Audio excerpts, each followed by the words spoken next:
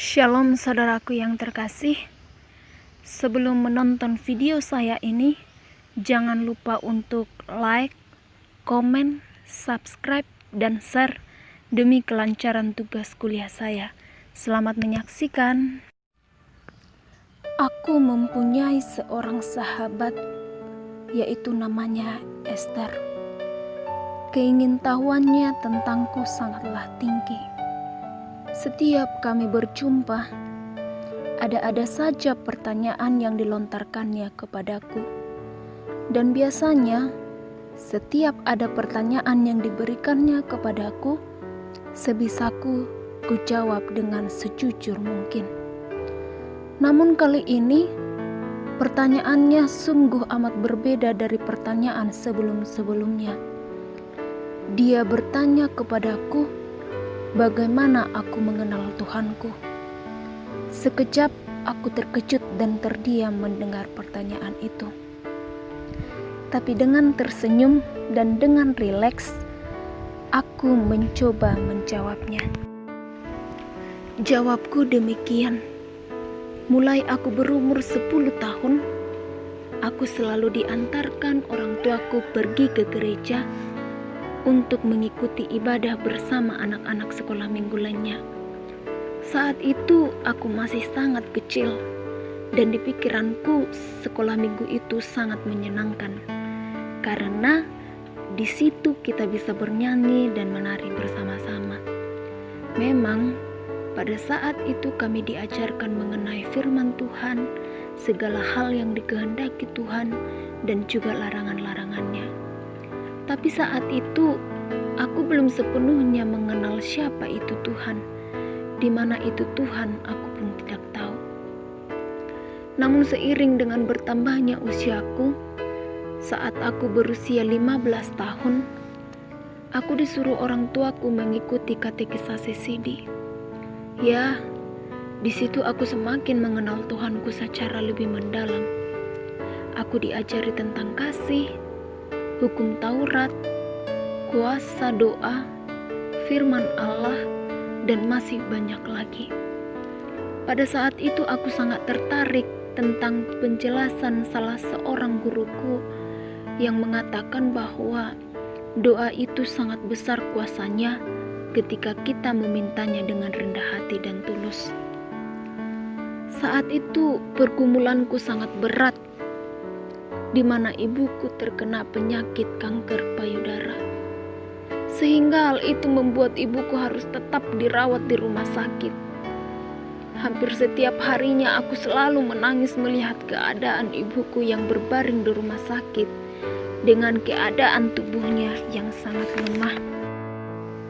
Sembari mengikuti katekisasi Sidi, tak pernah aku lupa untuk mendoakan ibuku.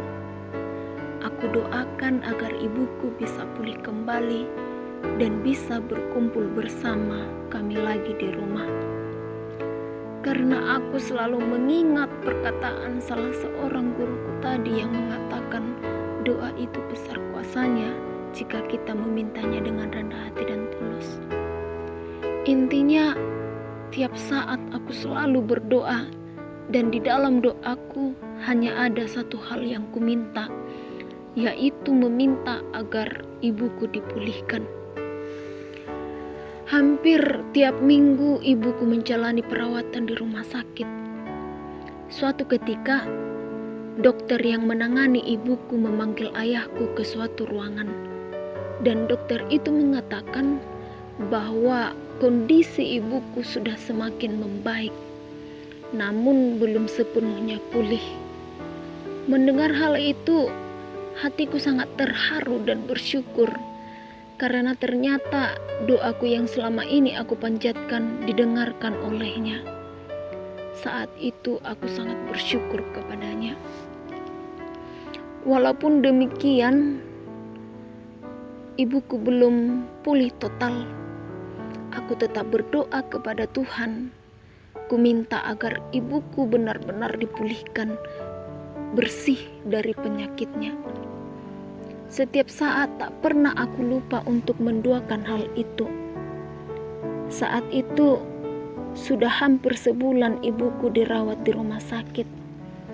Banyak perawatan yang diterimanya, mulai dari kemoterapi dan lain sebagainya. Setelah kurang lebih dari sebulan ibuku menjalani perawatan, kembali lagi ayahku dipanggil dokter ke sebuah ruangan. Dokter itu mengatakan bahwa ibuku sudah bersih dari penyakitnya. Ibuku sudah lekas pulih. Mendengar hal itu, aku seketika menangis yang menandakan sukacitaku atas kepulihan ibuku. Aku mengatakan dalam hatiku, ternyata ini jawaban dari doa-doaku selama ini. Tuhan mendengar doaku. Tak sia-sia selama ini aku mendoakannya. Walaupun itu prosesnya lama, kini aku melihat jawaban dari setiap doa-doaku itu. Saat itu aku tak bisa berkata-kata lagi karena sukacitaku yang sungguh luar biasa. Kurasakan kasih dan kuasa Tuhan yang benar-benar nyata dalam hidupku. Dia penolongku yang sejati. Saat itu aku semakin percaya bahwa Tuhan itu benar-benar ada dalam hidupku. Memang Dia tidak bisa kita lihat secara langsung, namun dari kasih-Nya, dari pertolongannya, aku bisa merasakan bahwa Tuhan itu benar-benar ada. Kuasanya benar-benar nyata dalam hidupku. Melalui hal itu, aku juga semakin percaya yang dinyatakan dalam firman-Nya yang tertulis dalam Yakobus 5 ayat 16b. Doa orang yang benar bila dengan yakin didoakan sangat besar kuasanya.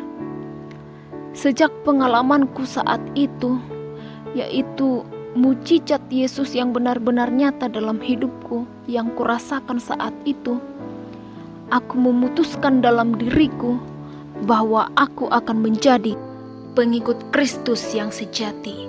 Amin.